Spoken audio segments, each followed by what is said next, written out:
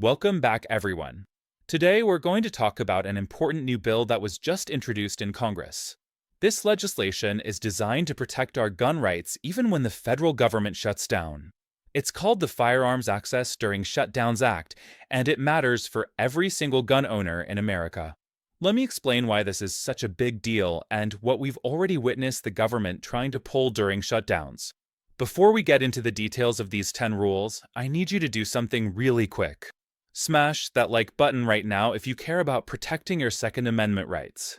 It only takes a second, and it makes a huge difference in getting this information out to more people who need it. Also, if you're not already subscribed to the channel, hit that subscribe button and turn on the notification bell so you don't miss any future updates on your rights. Trust me, you're going to want to stay informed about this stuff. Here's what happens when the government shuts down. When Congress can't agree on a budget and pass appropriations, the federal government goes into shutdown mode. A lot of federal agencies that are labeled as non-essential stop working. So what does that actually mean if you're a gun owner? During a shutdown, the ATF stops doing critical things like approving short-barrel rifles, processing suppressor transfers, issuing import permits, and handling licensing.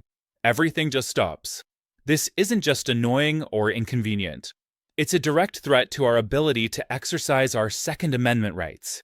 Now I know some of you are thinking we shouldn't have to deal with the NFA at all, and I completely agree with that sentiment. But this also impacts FFL licensing and renewals for dealers. And yes, I also agree we shouldn't need FFLs in the first place. But this is the reality we're dealing with right now, and this bill would actually help the situation. This exact scenario just played out at the beginning of the shutdown. For something like 10 or 14 days, the ATF processed absolutely nothing. Their excuse was the shutdown. Then people started calling them out and applying pressure, and suddenly the processing magically started up again. Let me explain what really happens during these shutdowns. The FBI's NICS system, which is the National Instant Criminal Background Check System, is usually treated as essential during most shutdowns. That means regular background checks for gun purchases keep going. But here's the catch. The ATF's NFA division, the import branch, and the Federal Firearms Licensing Center can all be suspended or drastically reduced. During this shutdown, they completely stopped. And even though the ATF director has the authority to keep them running by declaring them essential, that didn't happen until people started pointing fingers and putting heat on government officials. Let me remind you of something important. The ATF is under the Department of Justice, which claims to be the most pro-Second Amendment DOJ in history. They allowed all of this to grind to a complete halt even though they had the power to keep it running. Think about that however you want. What this means is that law-abiding Americans who followed every single rule were stuck in limbo waiting for their licenses, transfers, and approvals simply because Washington couldn't get its act together. You've probably heard the saying that a right delayed is a right denied. Well, this was a perfect example of that principle in action. That's where the Firearms Access During Shutdowns Act comes in. This bill was introduced by Congressman Ben Cline from Virginia and Senator Jim Risch from Idaho. The whole point of this legislation is to make sure that whenever there's a lapse in appropriations, agencies have to keep processing firearms applications and licenses. Your Second Amendment rights shouldn't be taken hostage because of federal budget problems. Senator Risch explained it this way in his statement. He said government shutdowns have real impacts on real people, but they absolutely should not compromise our constitutional rights. While Democrats pander to their far-left base, federal agencies have stopped processing firearm applications, which unjustly restricts law-abiding citizens' Second Amendment rights. His Firearms Access During Shutdowns Act ensures that our right to lawfully bear arms is not infringed when there's a lapse in appropriations. Congressman Ben Cline from the House said that law-abiding Americans shouldn't lose their Second Amendment rights every time Washington fails to do its job. The Firearms Access During Shutdowns Act ensures that government dysfunction doesn't get in the way of lawful firearm purchases or penalize small businesses that follow the law.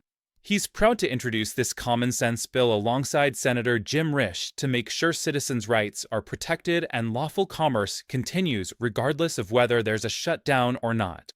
One organization that's been putting massive pressure on Capitol Hill regarding suppressors is the American Suppressor Association. Their president and executive director Knox Williams gave his full support. He said they applaud Congressman Klein and Senator Risch for standing up for millions of law-abiding gun owners and defending Second Amendment rights in the midst of this Democrat-led shutdown of the government. He explained that the Firearms Access During Shutdowns Act would put into law that while the unconstitutional NFA registry remains in place, government shutdowns cannot be used to punish gun owners. For far too long, lawful firearm and suppressor owners have faced unnecessary delays and uncertainty every time Washington fails to do its job. The American Suppressor Association helped lead the fight to get NFA inspectors back to work during the shutdown, and they stand firmly behind this critical legislation to protect and preserve American Second Amendment rights. Larry Keane, who's the senior vice president of the National Shooting Sports Foundation, also weighed in. He said NSSF applauds Senator Jim Risch for his leadership on the Firearms Access During Shutdowns Act to ensure the firearm industry can continue to fully serve law-abiding Americans during government shutdowns. Second Amendment rights and the constitutionally protected firearm commerce that makes the exercise of those rights possible must not be held hostage by Congress's inability to keep the federal government open. So, what exactly does this legislation actually do?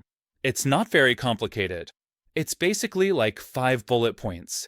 It doesn't change who can legally own a firearm or create new categories of prohibited firearms. What it does is declare the processing of these applications, transfers, licensing, and import permits as essential functions during a shutdown. It forces agencies to open certain doors and keep them open. In simple terms, when Washington goes dark, your rights don't get turned off. That's the bottom line.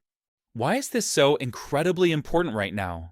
Because we just experienced what is actually the longest federal shutdown in United States history. I thought it was going to end this morning, but it doesn't look like the Democrats are on board yet. The disruption to the lawful commerce of firearms was absolutely real. This isn't some hypothetical situation. Dealers, importers, manufacturers, and suppressor owners all experienced delays and lost revenue.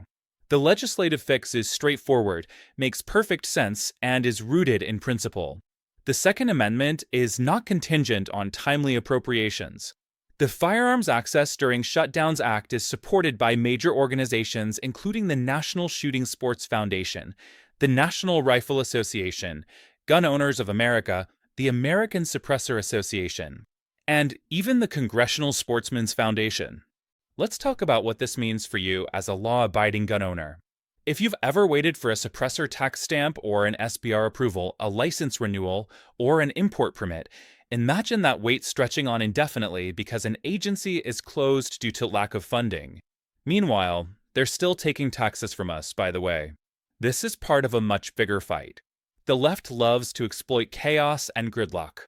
They count on confusion, delays, and setbacks. If your paperwork is stalled, they say, well, you're already waiting, so why do you need more guns? That's a trap. We cannot allow bureaucratic paralysis to become the new normal for our rights. When we say shall not be infringed, we mean shall not be held hostage by broken processes either. Here's what you can do.